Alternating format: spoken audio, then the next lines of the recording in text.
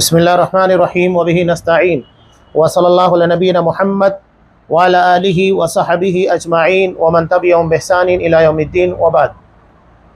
قال اللہ تبارک وتعالی لقد من اللہ علی المؤمنین اذ بعث فیہم رسولا من انفسہم یتلو علیہم آیاتہ ویزکیہم ویعلمہم الکتاب والحکمہ وإن كانوا من قبل لفی ضلال مبین۔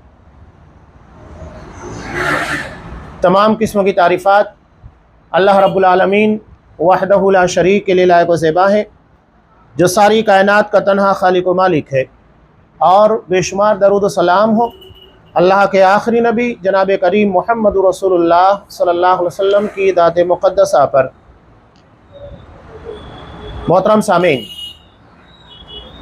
یہاں آج درس میں جس عنوان کے تحت گفتگو ہوگی وہ ہے شرک کے خطرات اور اس کے اسباب سے بچنے کا وجوب۔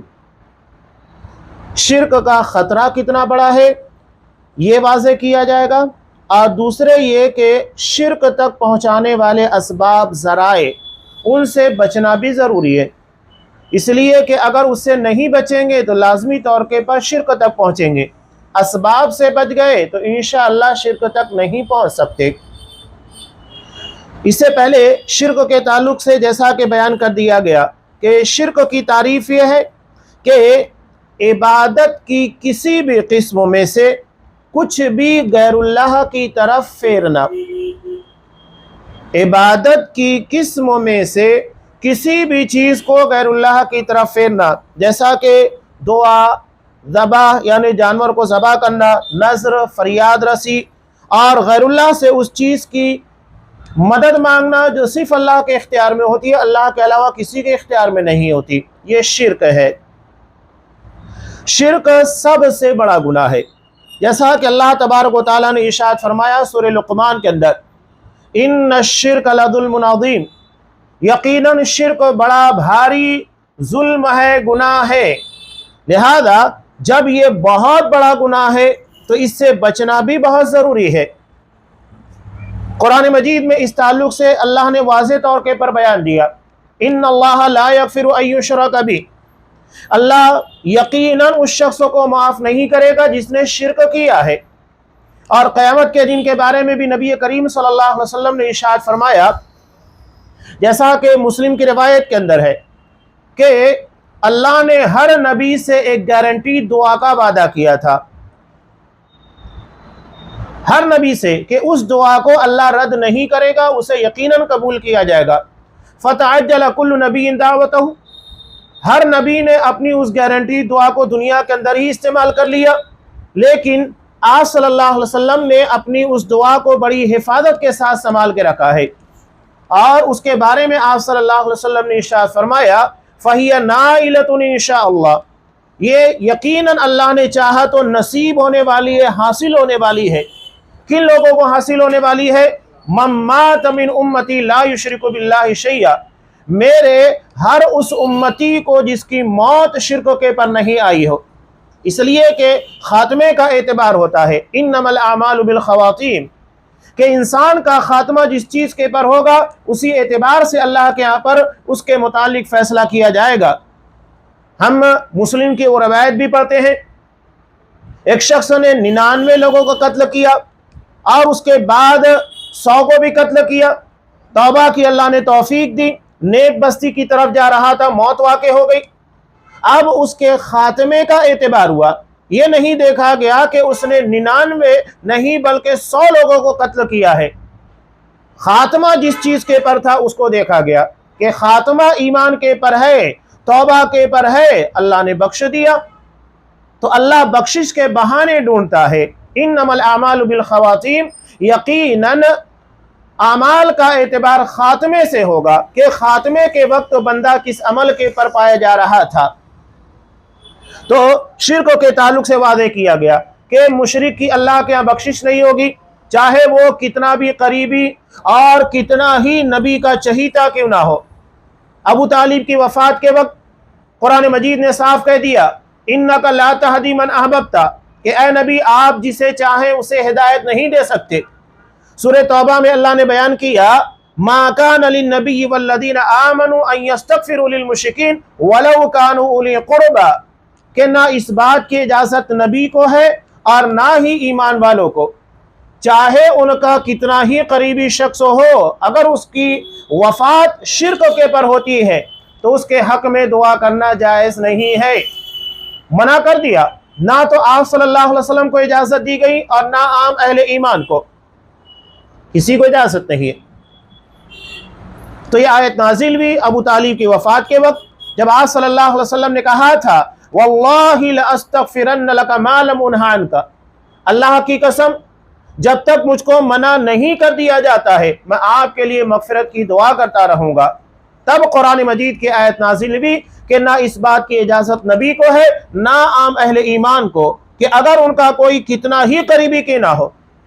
नबी करीम सल्लल्लाहु अलैहि वसल्लम के चचा थे अबू तालिब, बहुत करीबी रिश्ता होता है, बल्कि आप सल्लल्लाहु अलैहि वसल्लम की परवरिश में हिस्सा लिया। 6 साल की उम्र से आप सल्लल्लाहु अलैहि वसल्लम अपने चचा अबू तालिब के ज़ेरे किफ़ालत थे, बहुत करीबी रिश्ता। बल्कि चचा जो होता है वो बाप के कायम मकाम होता है। और खाला के ताल्लुक से आप सल्लल्लाहु अलैहि वसल्लम ने इरशाद फरमाया, अल खालतु बिमंजिलतिल उम्म, के खाला माँ की तरह होती है, माँ के मकाम पर होती है, और इसी तरह चचा ये बाप के मकाम के पर होता है। मना कर दिया। मौत अगर शिर्क के पर आई है बात खत्म हो जाती है। असल फसल करने वाली और अलहदा करने वाली चीज यही तौहीद और शिर्क है। तो इस बात को समझना बहुत ज़रूरी है कि शिर्क जब सबसे बड़ा भारी और अजीम जुर्म है, जुल्म है, तो हमें इससे बचना चाहिए। इस गुनाह की अल्लाह के यहाँ पर मगफिरत नहीं है। और अगर अनजाने में या जानबूझकर ज़िंदगी में कहीं किसी तरीके से शिर्क हो भी जाए, फौरी तौर के पर अल्लाह से तौबा करना चाहिए और आइंदा कभी ना करने का अज़्म करना चाहिए। ये बहुत अहम चीज़ है, याद रखिएगा। फौरी तौर के पर तौबा कीजिए, ताख़ीर नहीं होना चाहिए, आम गुनाहों में भी नहीं होना चाहिए, और शिर्क के मामले में तो कतन किसी भी किस्म की लापरवाही और ताख़ीर नहीं होनी चाहिए। अगर जाने अनजाने में कहीं शिर्क हुआ भी, फौरी तौर के पर उससे बाज आए, अल्लाह से तौबा करें और अल्लाह के सामने गिड़ाएं, माफ़ी मांगे और कभी उस गुनाह को ना करने का अज़्म करें। अल्लाह तबारक व तआला ने यहाँ शिर्क के ताल्लुक से बयान किया, मुशरिकीन कहा सूरह अनाम आयत नंबर 1 में कि अल्लदीना कफरू बिरब्बिहिम, जो लोग अपने रब के साथ कुफ्र करते हैं, इनकार करते हैं अपने रब का, उसकी तौहीद का। तो ये कौन लोग हैं? यादिलून, ये वो लोग हैं जो गैरुल्लाह को अल्लाह के बराबर करार देते हैं। गैरुल्लाह में कोई भी हो सकता है, चाहे वो नबी हो, पीर हो, वली हो, बुजुर्ग हो, फरिश्ता हो, कोई भी हो। अगर हमने उसे अल्लाह तबारक व तआला की तरह बनाने की कोशिश की तो ये वही चीज़ है जो कुरान मजीद यहाँ पर बयान कर रहा है कि आज हम गैरुल्लाह को अल्लाह तबारक व तआला के बराबर करने की कोशिश नहीं करते हैं। कुरान मजीद कहता है, नबी करीम सल्लल्लाहु अलैहि वसल्लम को खिताब करके 2 मकाम के पर अल्लाह ने इरशाद फरमाया कि इन्नका ला तुस्मिउल मौता वला तुस्मिउस सुम्मा दुआ, कि आप ना तो बहरे को सुना सकते हैं और ना मुर्दे को। कुरान ने एक अकली दलील पेश की है, अक्ल जिसे फौरी तौर के पर तस्लीम करती है, और दूसरी नकली दलील यानी ये चीज शरीयत से साबित शुदा है। अकली तौर पर कैसे? बहरा, आप बहरे के सामने जाकर लाख सर पटकिए, कितना भी उसके सामने रोइए, गिड़ाइए, चीखिए, चिल्लाइए, वो हमारी आवाज नहीं सुनेगा, सवाल ही नहीं पैदा होता है। तो जब एक बहरा जिसे जिंदगी की तमाम नेमतों से नवाजा गया है, अल्लाह ने सिर्फ उसकी सिमात को, उसकी कान के सुनने की सलाहियत को छीन लिया है, आप कितना भी उसके सामने चिल्लाएंगे वो नहीं सुनेगा। तो एक शख्स जो मुकम्मल तरीके से मर चुका है, ना उसकी आंखें काम कर रही है, ना उसका दिल काम कर रहा है, ना उसका हाथ, जबान, बल्कि जिस्म का कोई हिस्सा काम नहीं कर रहा है, तो वो कैसे हमारी आवाज सुनेगा? कुरान ने साफ नबी करीम सल्लल्लाहु अलैहि वसल्लम को कहा, वमा अंत बिमुस्मिइन मन फिल कुबूर, के जो कब्रों में हैं आप उन्हें नहीं सुना सकते। جب نبی کریم صلی اللہ علیہ وسلم قبر والوں کو نہیں سنا سکتے تو پھر کوئی عام اہل ایمان کیسے اسے اس بات کی اجازت ہوگی یا یہ مقام اور مرتبہ ہوگا کہ وہ کسی اہل قبر مرنے والے شخص کو سنا سکے؟ جب نبی نہیں سنا سکتا تو عام امتی کے تعلق سے سوال ہی نہیں پیدا ہوتا۔ قرآن نے کتنی شاندار مثال دی، نہ بہرے کو نہ مردہ کو قرآن نے دونوں کو ایک ہی مقام کے پر لا کر کھڑا کیا۔ نہ بہرا سن سکتا ہے زندگی کے تمام تر لوازمات کے ہونے کے باوجود، اسی طرح مردہ جو مکمل طریقے سے مر چکا ہے وہ بھی نہیں سن سکتا۔ کتنی پیاری دلیل قرآن مجید نے دی ہے۔ ہم اپنی زندگی میں اس کا مشاہدہ عمومی طور کے پر کرتے ہیں، اس کے بعد بھی انسان کتنا جاہل، کتنا بیوقوف ہے کہ وہ قبر والوں کے پاس جا کر حاجت روائی، مشکل کشائی، اپنی زندگی کے پرابلمسوں کو، مسائل کو لے جا کر رکھتا ہے کہ یہاں سے مجھے میری زندگی کے مسائل کا حل ملے گا، حالانکہ وہ کبھی اس کی بات سننے ہی والے نہیں، تو کہاں سے اس کا مسئلہ حل کریں گے؟ اب یہاں قرآن مجید نے یہ جو بیان کیا، ایک اور آیت سورہ بقرہ آیت نمبر 22 کو یہاں صاحب کتاب شیخ صالح الفوزان حفظ اللہ نے نقل کیا، جنہوں نے ارشاد الی صحیح الاعتقاد کو لکھا ہے۔ تو یہ سورہ بقرہ کی آیت نمبر 22 ہے، اللہ کا ارشاد ہے فَلَا تَجْعَلُوا لِلَّهِ أَنْدَادًا وَأَنْتُمْ تَعْلَمُونَ، کہ جاننے کے باوجود اللہ کے برابر کسی کو مت ٹھہراؤ۔ تمہیں علم ہے، تمہیں پتا ہے کہ اللہ کے برابر کوئی نہیں ہو سکتا، نہ اللہ کی طرح کوئی سن سکتا ہے، نہ اللہ کی طرح کوئی دیکھ سکتا ہے، نہ اللہ کی طرح قدرت کوئی رکھتا ہے، نہ اللہ کی طرح کوئی نواز سکتا ہے، کچھ نہیں ہے کسی کے پاس۔ اس کے باوجود بھی اگر ہم کسی غیر اللہ کو اس مقام کے پر لا کر ٹھہرانے کی کوشش کرتے ہیں تو اس کا مطلب کیا ہوا؟ جانتے پوچھتے ہوئے مخلوق کو خالق کے برابر قرار دینے کی کوشش کی جا رہی ہے۔ اب یہاں ایک سمپل سی بات، عمومی طور کے پر جیسا کہ بدعتی قبوری جو قبر پرست ہے، ان لوگوں کے یہاں پر پایا جاتا ہے کہ یہ مصیبتوں کے اندر کسے پکارتے ہیں؟ شیخ عبد القادر جیلانی رحمہ اللہ کو۔ اب یہاں ہم جس مقام کے پر ہیں ہندوستان کے اندر، یہاں سے بغداد کا فاصلہ ہزاروں کلومیٹر کے پر ہے۔ اب یہ بتائیے کہ اتنے لمبے فاصلے سے کیا کوئی مردہ سن سکتا ہے؟ زندہ نہیں سن سکتا بغیر کسی واسطے کے، واسطہ اگر بیچ میں آ گیا تو سن لے گا۔ جیسا کہ موبائل ہے اور نیٹ کی دنیا ہے، ہم اس کے ذریعے سے دنیا کے کسی بھی حصے کے اندر رہنے والے بندے سے بات کر سکتے ہیں، ویڈیو کالنگ کر سکتے ہیں، لیکن بیچ میں واسطہ ہے، ایک ذریعہ ہے، ایک سورس ہے۔ اگر وہ سورس نہیں ہوگا تو ہم 1 کلومیٹر دور کے پر رہنے والے کو اپنی آواز نہیں سنا سکتے، نہ ہم اس کی تصویر دیکھ سکتے ہیں۔ سوال ہی نہیں پیدا ہوتا، یہ ذریعہ ہے۔ یہ تو زندوں کی بات چل رہی ہے، وہ جو دنیا سے جا چکا ہے، قبروں کے اندر ہے، وفات پا چکا ہے، وہ کیسے زندوں کی طرح ہو سکتا ہے؟ جب زندے کو ہم دنیا کے اندر بغیر کسی واسطے کے، بغیر کسی ذریعے کے، ایک فاصلہ لگ جانے کے بعد اور اس کی دوری ہو جانے کے بعد نہیں سنا سکتے، تو کسی مرنے والے کو کیسے سنا سکتے؟ سوال ہی نہیں پیدا ہوتا۔ بلکہ اس دیوار کے بازو میں اگر کوئی شخص بیٹھا ہوا ہے، ہم نہ اس کی آواز سن سکتے ہیں اور نہ ہم اسے دیکھ سکتے، صرف ایک دیوار کی بنیاد کے پر، حالانکہ وہ ہمیں سے انتہائی قریب ہے۔ ایک دیوار کا یعنی صرف 1-2 فٹ کا فاصلہ ہے، اس کے باوجود نہ ہم اسے دیکھ سکتے ہیں، نہ اس تک اپنی آواز پہنچا سکتے ہیں۔ یہاں تو معاملہ مر جانے والے کا ہے، قبر میں چلے جانے والا، اور جسے قبر میں گئے صدیاں بھی چکی ہو، ایک لمبا 700-800 بلکہ اس سے زیادہ کا فاصلہ ہو رہا ہے، 700-800 سال ہو چکے ہیں، سوال ہی نہیں پیدا ہوتا ہے۔ یہ بڑا عجیب و غریب مسئلہ ہے مسلمانوں کے ساتھ، اس لیے کہ ہم نے اللہ کی عظمت، اللہ کی توحید، اس کی قدرت کے بارے میں جو بیانات ہونے چاہیے، اور اللہ نے اپنی کتاب میں، رسول اللہ صلی اللہ علیہ وسلم نے اپنی احادیث کے اندر جو بیان کیا، ہم اسے نہ پڑھتے ہیں نہ سنتے ہیں، تو کہاں سے اللہ کی قدرت کاملہ، اللہ کی عظمت، اس کی جباریت، اس کی قہاریت کے بارے میں ہمیں علم ہوگا؟ نہیں ہوگا۔ واللہ جس نے اتنی عظیم کائنات بنائی ہے، صرف اسی چیز کے پر غور کیجئے کہ یہ سورج جو ہمارے نظام شمسی کے اندر ہے، یہ زمین سے 10 یا 13 لاکھ گنا بڑا ہے۔ اور اللہ نے اس کائنات کے اندر کتنے ایسے ستارے بنائے ہیں جو سورج سے کروڑوں گنا بڑے ہیں۔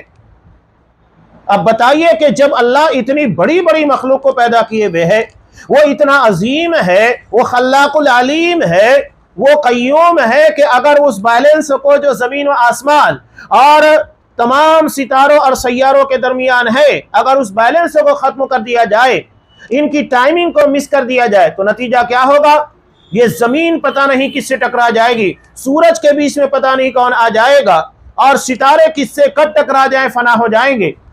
اللہ نے میزان رکھا ہے جس کی بنیاد کے پر کبھی کوئی ستارہ کسی سے ٹکراتا نہیں ہے، نہ سورج زمین کے قریب آتا ہے اتنا کہ اس کی گرمی ہم برداشت نہ کر سکے، اور نہ اتنا دور جاتا ہے کہ زمین اتنی سخت سرد ہو جائے کہ یہاں پر ہم رہنے کے قابل نہ رہ جائے۔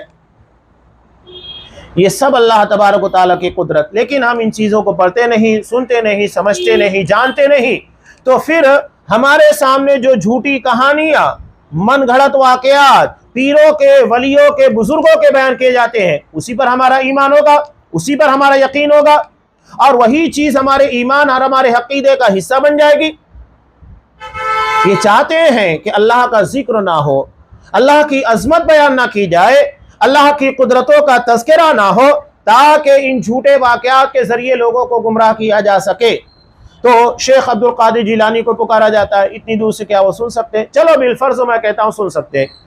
اب وہ اپنی زبان بولنے والے، یعنی عربی زبان، عراق بغداد کی زبان عربی ہے۔ آج اگر آپ کسی زندہ عربی شخص کے سامنے جو اردو زبان نہیں جانتا، جو مراٹھی زبان کو نہیں جانتا ہے، اگر اس کے سامنے جا کر آپ بولیں گے بھی بالفرض اگر وہ زندہ ہے، تو کیا وہ ہماری آواز سن سکتا ہے؟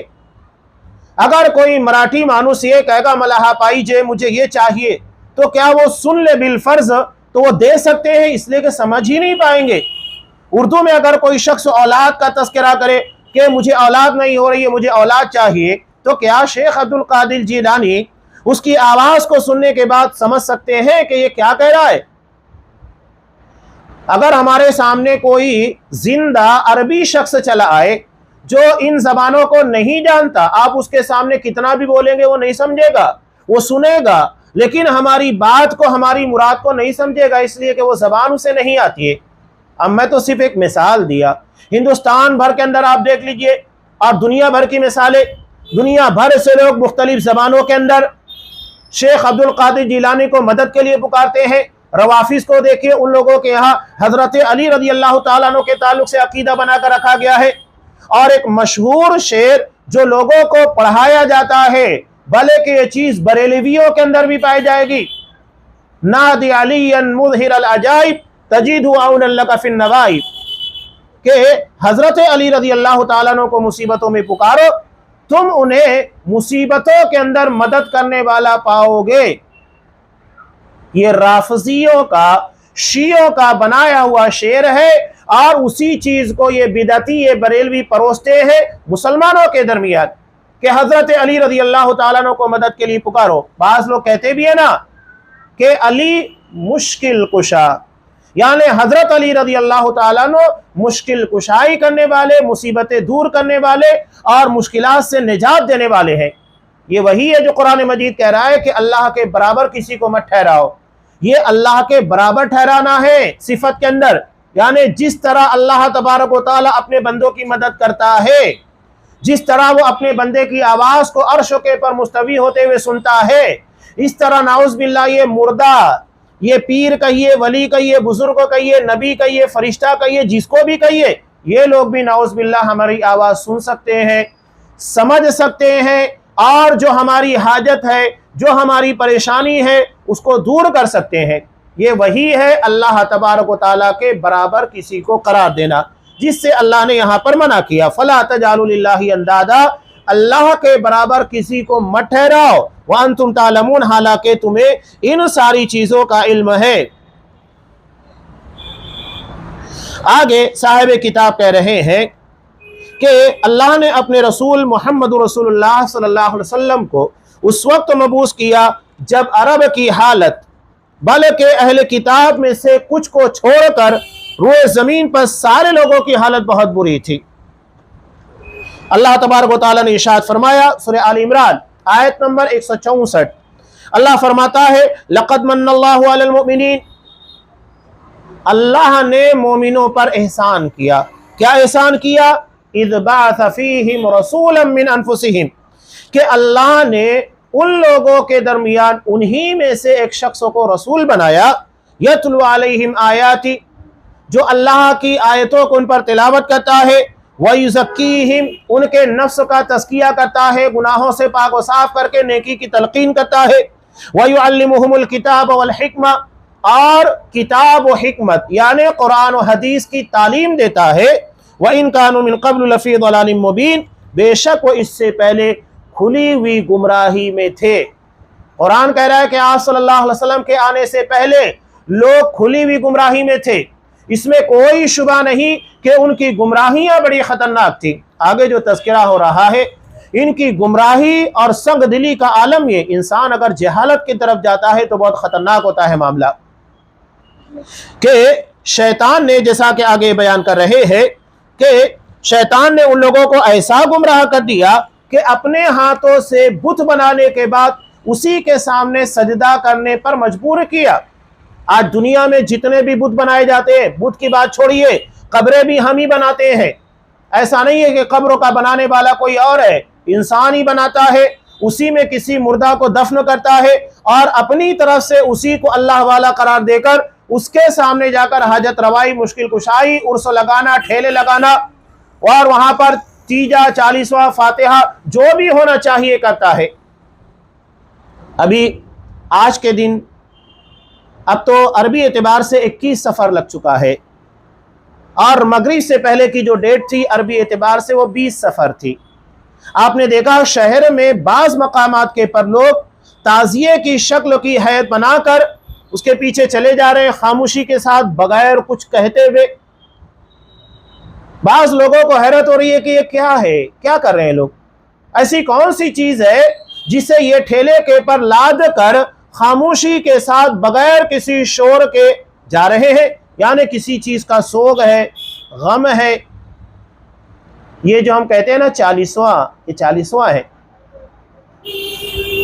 हज़रत हुसैन रज़ी अल्लाह ताला अन्हु की शहादत 10 मुहर्रम को भी, 10 मुहर्रम के एतबार से जब 20 सफ़र आता है, 40वां दिन होता है, तो ये हज़रत हुसैन रज़ी अल्लाह ताला अन्हु का 40वां मनाया जा रहा है।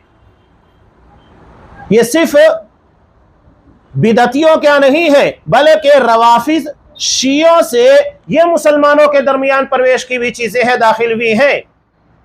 जितनी बिदात और खुराफात आप देखेंगे, राफजियों ने उसे ईजाद किया और उसके बाद उसे कुबूरियों ने, बरेलवियों ने, बिदतियों ने कैच कर लिया और उसे लाकर मुसलमानों के दरमियान राइज किया।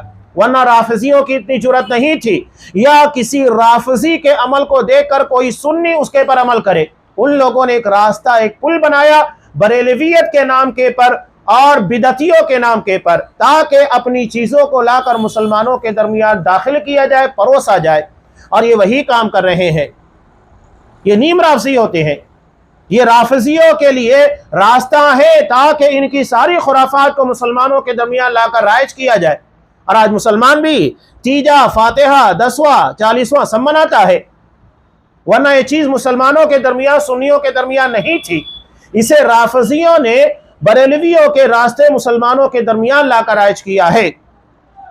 तो ये खुली हुई गुमराही के अंदर थे।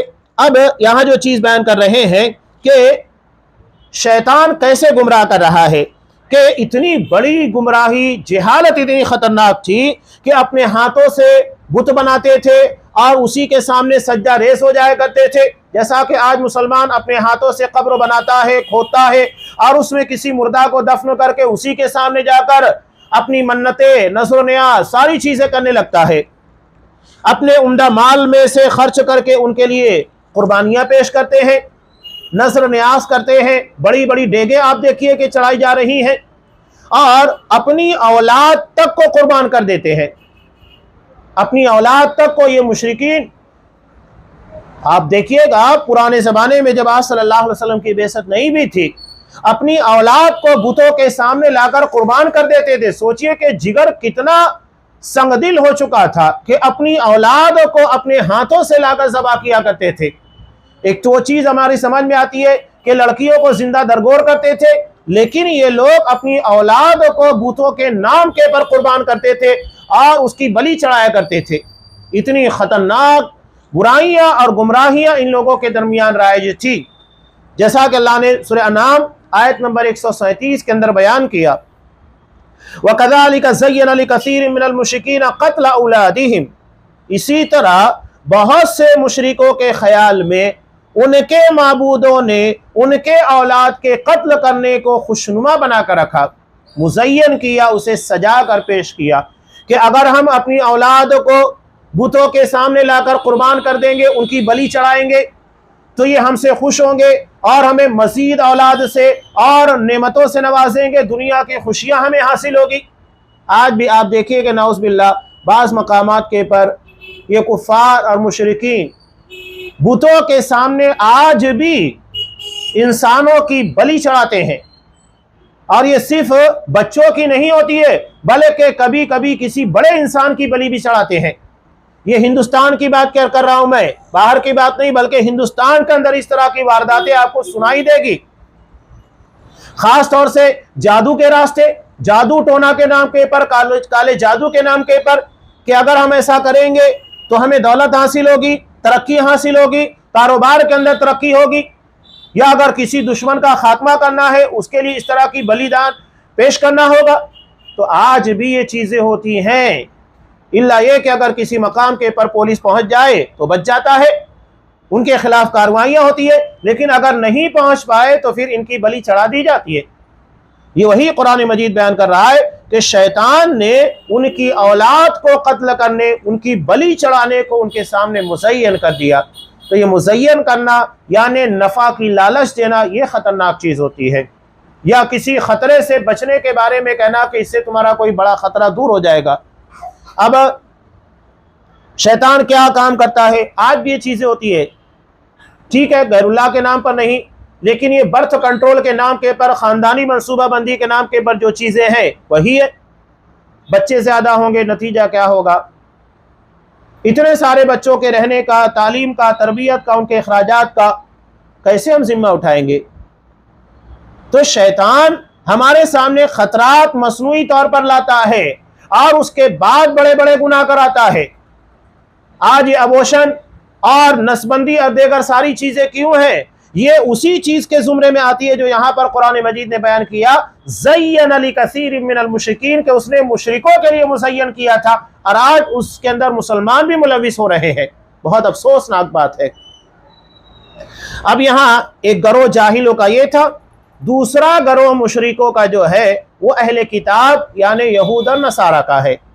اہل کتاب سے مراد یہود اور نصارہ ہیں، یعنی ان کو اللہ نے کتاب عطا کی تھی، اس بنیاد کے پر ان کو اہل کتاب یعنی کتاب والا کہا جاتا ہے۔ صاحب کتاب کہتے ہیں یا تو سیدھی راہ سے بھٹک کر سخت و گمراہی کا شکار نصرانی ہو، جنہوں نے 3 معبود بنا لیے، اللہ تبارک و تعالی، حضرت مریم اور حضرت عیسیٰ علیہ السلام، اور بعض لوگ حضرت مریم کی جگہ حضرت جبرائیل علیہ السلام کو جوڑتے ہیں، 3 خدا۔ اور تثلیث جو یہ آج عیسائیوں کے یہاں پر پائی جاتی ہے، قیامت تک اس گتھی کو سلجھا نہیں سکتے۔ وہ کہتے ہیں کہ 3 ایک ہے۔ 3 ایک کیسے ہو سکتا ہے؟ 2 ایک نہیں ہو سکتا تو 3 ایک کیسے ہو سکتا ہے؟ سوال ہی نہیں پیدا ہوتا ہے۔ تو یہ دوسرا گروہ ہے، نصرانی ہے، جنہوں نے 3 معبود بنا لیے اور اپنے عالموں اور بزرگوں کو اللہ کو چھوڑ کر رب بنا لیا، اپنے عالموں کو اور درویشوں کو، بزرگوں کو۔ جیسا کہ ترمذی کی روایت میں ہے کہ حضرت عدی بن حاتم رضی اللہ تعالیٰ عنہ، پہلے یہ کرسچن تھے، کرسچن کے بعد یہ مسلمان ہوئے۔ آپ صلی اللہ علیہ وسلم کے پر جب قرآن مجید کی آیت سورہ توبہ نازل ہوئی، اتخذوا احبارهم ورهبانهم اربابا من دون اللہ، کہ یہود اور نصارہ نے اپنے عالموں اور درویشوں کو، بزرگوں کو رب بنا لیا تھا۔ تو انہوں نے کہا کہ اللہ کے رسول، ہم نے تو اپنے علماء کو، اپنے بزرگوں کو رب نہیں بنایا تھا، ہم ان کی عبادت نہیں کرتے، ان کے سامنے سجدہ نہیں کرتے، ان کے سامنے رکوع نہیں کیا کرتے تھے، نہ ان کے سامنے حاجت روائی مشکل کشائی کے لیے جس طرح اللہ سے کی جاتی ہے کرتے نہیں کرتے تھے۔ پھر یہ قرآن مجید ایسا کیوں کہہ رہا ہے؟ تب آپ صلی اللہ علیہ وسلم نے کہا کہ کیا تم لوگ جس چیز کو وہ بغیر کسی دلیل کے حلال بولتے اسے حلال مانتے تھے، اور بغیر کسی دلیل کے کسی چیز کو حرام کہتے تو حرام مانتے تھے؟ کہا کہ ہاں۔ آپ نے کہا یہی رب بنانا ہے کہ حلال و حرام کا اختیار صرف اللہ تبارک و تعالیٰ کو ہے۔ کوئی شخص اپنی طرف سے بغیر دلیل کے کسی چیز کو حلال یا کسی چیز کو حرام نہیں کہہ سکتا، اور اگر کوئی یہ غلطی کرتا ہے تو یقین مانیے کہ وہ عالم کو رب بناتا ہے، یعنی اللہ کے مقام کے پر جو صرف اللہ کا اختیار ہے حلال و حرام کا، اس مقام کے پر کسی عالم کو اور بزرگوں کو ٹھہراتا ہے۔ قرآن نے مسائل کے تعلق سے طریقہ جو بیان کیا، کہا کہ دو طریقے ہیں، دو اصول ہیں۔ اگر آپ کسی عالم دین سے جو اہل ذکر ہے، قرآن و حدیث کے پر گہرا عبور رکھتا ہے، تو کس طریقے سے تمہیں اس سے سوال کرنا ہے؟ جب وہ سوال کرو، سوال کرنے کے بعد دو بنیادیں ہیں، ان دونوں بنیادوں کے پر اس کی بات کو، اس کے فتوے کو، اس کے جواب کو چیک کرنا چاہیے۔ کہا کہ بالبینات، واضح دلیل ہونا چاہیے، یعنی جو مسئلہ آپ نے پوچھا ہے اسی کی دلیل پیش کرے، کوئی اور دلیل پیش کر کے قیاس، حجت یا گھما پھرا کے تعویلات کر کے اس کے پر وہ دلیل پیش کرنے کی کوشش کرے، استدلال کرے، نہیں، واضح دلیل دینا چاہیے اس مسئلے کے پر جس کے بارے میں آپ سوال کر رہے ہیں۔ اور دوسری بات، بالبینات والزبر، آسمانی کتابوں کا حوالہ ہونا چاہیے، یعنی وہ شریعت جسے اللہ تبارک و تعالیٰ نے نازل کیا ہے۔ یہ نہیں کہ کوئی بھی شخص انسانوں کی لکھی ہوئی کتاب یا کسی فقیہ کی، کسی بزرگوں کی کتاب ہے، اس کا حوالہ دے کہ انہوں نے اس کے اندر اسے حلال کا یا اس چیز کو حرام کا یا اس مسئلے کو اس طریقے سے بیان کیا ہے، جیسا کہ عام طور پر لوگ حوالہ دیتے ہیں انسانوں کی لکھی ہوئی فقہی کتابوں کا۔ نہیں، پہلے آپ اصل دلیل کو پیش کیجئے گا، اور اس کے ضمن میں یا اس کی تائید کے اندر اس کی تشریح کے طور پر اگر آپ پیش کر رہے ہیں تو ایک الگ بات ہوتی ہے، لیکن اصل چیز آپ کے سامنے آسمانی شریعت اور اس کی دلیل ہونا چاہیے، نہ کہ کسی عالم کا، کسی امام کا قول یا اس کی تشریحات۔ یہ نصوص کے تابع ہوتی ہیں، نہ کہ اصل ہوتی ہیں۔ اصل کی تشریح کے طور پر ہے تو ٹھیک ہے، ورنہ ان کے اقوال کو اصل کی جگہ کے پر، نص کی جگہ کے پر نہیں رکھا جائے گا۔ تو یہ رب بنانے لا ہوتا ہے۔ آگے کہہ رہے ہیں یا تو ذلیل یہودی ہوگا، یہ مشرکین کے دوسرے گروہ میں سے ہے، جو زمین میں فساد برپا کرنے والے، فتنوں کی آگ بھڑکانے والے، اللہ کے عہد و پیمان کو توڑنے والے اور کتاب کے صریح دلائل کے ساتھ کھلواڑ کرنے والے، یہاں تک کہ انہیں اپنی جگہ سے تبدیل کرنے والے ہوں۔ یہاں صاحب کتاب نے جتنی چیزیں بیان کی ہے سب یہودیوں کے اندر پائی جاتی ہے۔ زمین میں آج آپ دیکھیے کہ فتنہ پھیلانے میں یہ قوم دنیا کی سب سے بدترین قوم شمار کی جاتی ہے۔ ان کو ملک سے جو نکالا گیا ان کی شرارتوں کی وجہ سے، ان کی فتنہ پروریوں کی وجہ سے۔ یہ جس ملک کے اندر رہتے ہیں وہاں فتنہ فساد برپا کرنے کی کوشش کرتے ہیں، اسی بنیاد پر ان کو نکالا گیا۔ حکومتوں کے خلاف سازش رچیں گے یا کمپنیوں کے خلاف، عوام کے خلاف سازش رچنا، فتنہ پھیلانا، یہ ان لوگوں کا مشغلہ رہا ہے۔ اور یہ اتنے بڑے ظالم ہیں کہ انہوں نے نعوذ باللہ انبیاء کرام کو قتل کیا۔ قرآن مجید نے کہا وَيَقْتُلُونَ الْأَنْبِيَاءَ بِغَيْرِ حق، ناحق یہ نبیوں کو قتل کیا کرتے تھے۔ اور قیامت کے دن سب سے بدترین مقدمہ اور بدترین انسان وہ ہوگا جس نے کسی نبی کو قتل کیا ہوگا یا نبی نے اسے مارا ہوگا۔ آگے بیان کر رہے فتنوں کی آگ بھڑکانے والے، اللہ کے عہد و پیمان کو توڑنے والے۔ اللہ نے کیا عہد و پیمان لیا؟ زمین کے پاس صرف اس کی عبادت کی جائے گی، صرف اللہ کو اکیلے رب مانا جائے گا، باقی کسی کو رب تسلیم نہیں کیا جائے گا۔ اس عہد کو توڑنے والے اور کتاب کے صریح دلائل کے ساتھ کھلواڑ کرنے والے۔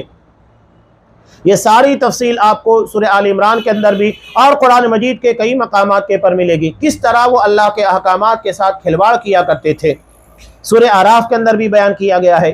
اللہ نے ان لوگوں کو سنیچر کے دن شکار کرنے سے منع کیا، ہیلا سازی کر کے، پرنالے نکال کر کے، گلے کے اندر جب مچھلیاں آ جایا کرتی تھی راستہ بند کرتے، اور اتوار کے دن شکار کرتے. کہا کہ دیکھو ہم کہاں سنیچر کو شکار کرتے ہیں. یہ ہے اللہ کی شریعت کے ساتھ کھلواڑ، مذاق بنانا.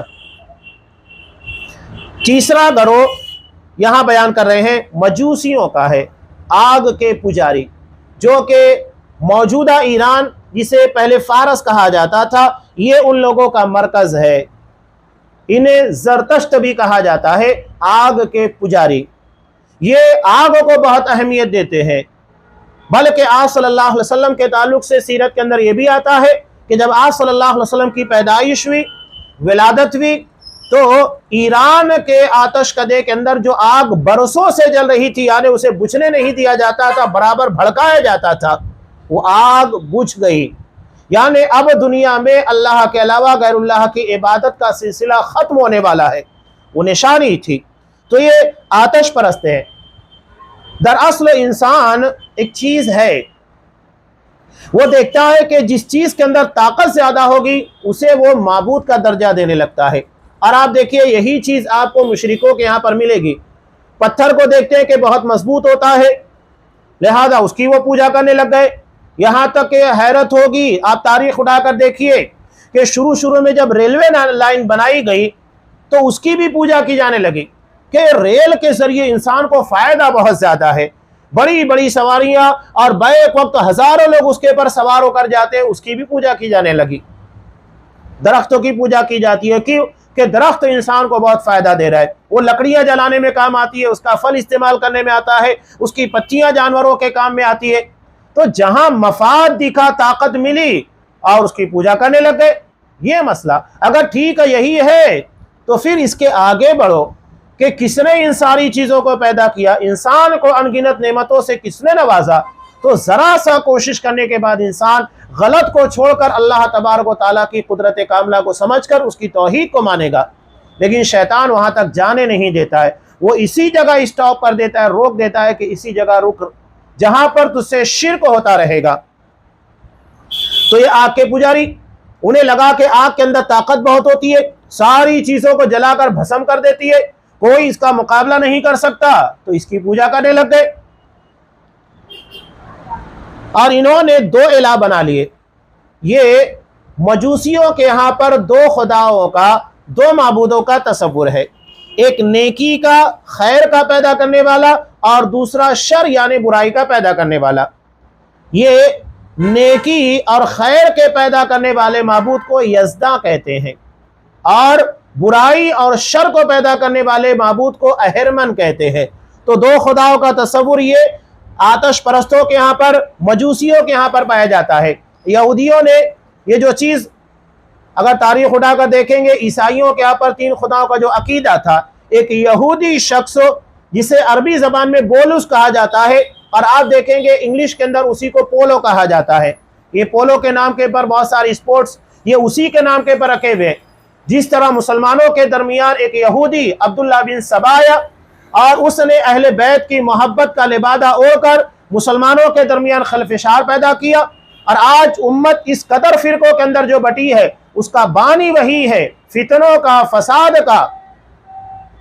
تو یہ اپنا آدمی لوگوں کے درمیان فتنہ پھیلانے کے لیے چھوڑتے تھے. تو ان لوگوں نے عیسائیوں کے اندر بولس کو، پولو کو داخل کیا، اور اس نے یہ عقیدہ ہندو دھرم سے لیا. ہندو دھرم میں بنیادی طور کے پر تین خداؤں کا عقیدہ ہے، برہما، وشنو، شیوا. یہ تین خداؤں کا عقیدہ ان لوگوں کے یہاں پر بھی ہے. یہ وہاں سے لے کر عیسائیوں کے اندر تثلیث کا عقیدہ یعنی تین خداؤں کا عقیدہ بنایا، اسے ڈیولپ کیا، موڈیفائڈ کیا، اور حضرت عیسیٰ، حضرت مریم، یا اس کی جگہ حضرت جبرائیل اور اللہ تبارک و تعالیٰ، ان تینوں کو نعوذ باللہ اس نے تین کو ایک بنا دیا. ورنہ عیسائیوں کے یہاں پر یہ عقیدہ پہلے نہیں تھا، وہ توحید کے پر قائم تھے. یہ بعد میں ساری بدعات اور خرافات ان لوگوں کے یہاں پر پیدا ہوئی. تو یہ تیسرا گروہ مجوسیوں کا. چوتھا گروہ سابیوں کا ہے. سابی دراصل ستاروں کی پوجا کرنے والوں کو کہا جاتا ہے، اور اسے مشرکین مکہ گمراہ، بے دین کے معنی میں استعمال کرتے تھے، یعنی جس کا کوئی دین، کوئی مذہب نہیں. ان لوگوں کا عقیدہ یہ ہے کہ ستارے زمین پر اثر انداز ہوتے ہیں، جیسا کہ مسلم کی روایت میں بھی ہے کہ جب آپ صلی اللہ علیہ وسلم نے حدیبیہ میں نماز فجر ادا کی تو آپ صلی اللہ علیہ وسلم نے کیا کہا تھا کہ تم میں کے کچھ شخص اس حالت میں صبح کیے ہیں کہ وہ اللہ کے پر ایمان رکھنے والے اور ستاروں کا نچھتر کا یا ستاروں کے ڈوبنے کی جگہ کا انکار کرنے والے ہیں، اور کچھ وہ ہیں جو کافر ہیں جو یہ کہتے ہیں کہ فلاں نچھتر کی وجہ سے بارش ہوئی، وہ اللہ کا انکار کر رہے ہیں، ستاروں کے پر ایمان رکھتے ہیں۔ تو آپ صلی اللہ علیہ وسلم نے اس کے اندر واضح کیا کہ جو یہ عقیدہ اور ایمان رکھتا ہے کہ بارش یا زندگی کے اندر جو کچھ ہوتا ہے وہ صرف اللہ تبارک و تعالیٰ کی وجہ سے ہوتا ہے، صرف اسی کے اشارے اور اسی کے حکموں کے پر حقیقت میں اللہ پر ایمان رکھنے والا اور ستاروں کا انکار کرنے والا ہے۔ لیکن جو یہ عقیدہ رکھتا ہے کہ ستارے انسانی زندگی کے پر اثر انداز ہوتے ہیں یا کسی کی تقدیر یا کسی کی تقدیر بناتے ہیں یا تو بگاڑتے ہیں، تو یہ سابی ہیں، ستارہ پرست ہیں، ستاروں کو انسانی زندگی کے معاملات کے اندر اثر انداز مانتے ہیں۔ ہم بھی تو کہتے ہیں نا، اگر کسی پریشان حال کو دیکھتے ہیں تو کیا کہتے ہیں؟ کہتے ہیں کہ اس کے ستارے گردش میں ہیں۔ کیوں کہتے ہیں؟ یہ وہی ہے، یعنی ستاروں کے گردش میں آنے کی وجہ سے اس کی تقدیر بگڑی، حالات بگڑے اور وہ پریشانیوں کا شکار ہوا۔ اور اگر کسی کے اندر خوشحالی ہے، تجارت ترقی کر رہی ہے اور اس کی زندگی میں بہاریں خوشحالی آ رہی ہے، تو ہم کہتے ہیں کہ اس کے ستارے بڑے گریٹ ہیں، یعنی ستارے کے چال کے اچھے ہونے کی وجہ سے انسان اپنی زندگی کے اندر ترقی اور خوشیاں پا رہا ہے۔ یہ وہی معاملہ ہے۔ ہمارے یہاں اخبارات کے اندر، اردو اخبارات میں عجیب و غریب قسموں کے سور یعنی بیل، سرطان یعنی کیکڑا، پتہ نہیں کیا کیا تصویریں بنا کر کہتے ہیں یہ فلاں ستارہ ہے اور اس سے انسانی زندگی کے اندر ایسا ہوتا ہے۔ کسی کے نام کے اندر کسی کا نام اگر فلاں حرف سے شروع ہوتا ہے تو اس کی تقدیر کا یہ حصہ ہے۔